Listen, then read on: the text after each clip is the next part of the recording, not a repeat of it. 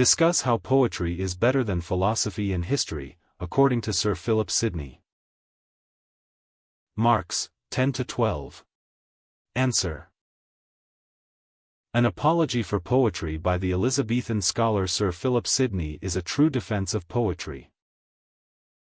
He divides poetry into three broad categories: religious poetry, philosophical poetry, and poetry as an imaginative treatment of life and nature. He renders special eulogy to poetry and places it on the pinnacle of honor. In a bid to show the unique quality of poetry, Sidney picks up two professions, philosophy and history, which are considered to be custodians of truth and virtue.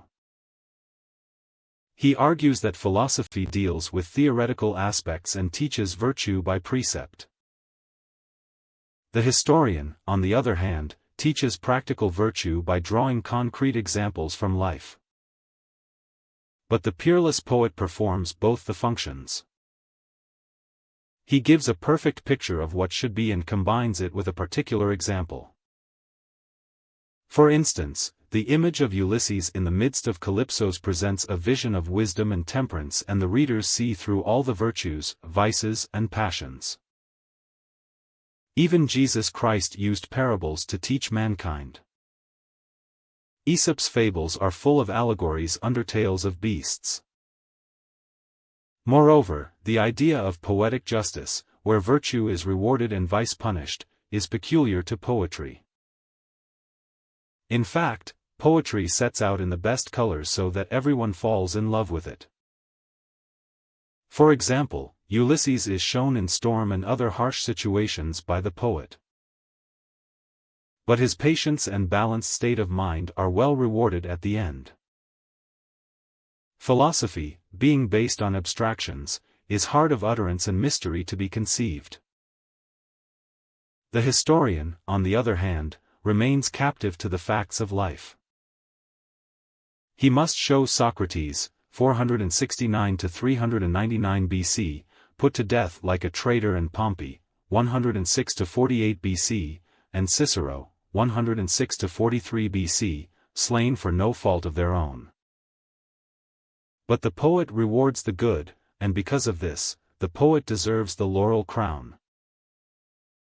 Sidney opines that the philosopher does teach moral virtue but does not move the reader to virtue as the poet does. The philosopher shows the path to virtue in the tedious way. He scorns delight.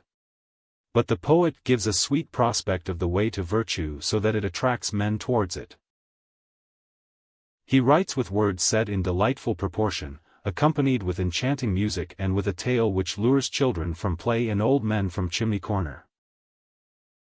Sidney cites the example of Aristotle, who believes that things which are horrible, cruel battles, unnatural monsters, etc., are made delightful in poetry.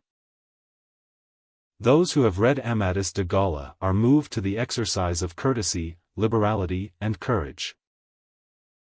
There are infinite proofs of the good effects of poetic invention. Hence, poetry is the monarch of all sciences. It is the most suitable to teach, the most supreme as an incentive to virtue, and the most princely to move towards it.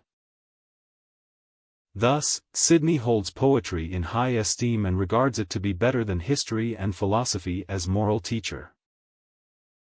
Finished. Please subscribe to the channel for more updates of ready-made notes on English literature.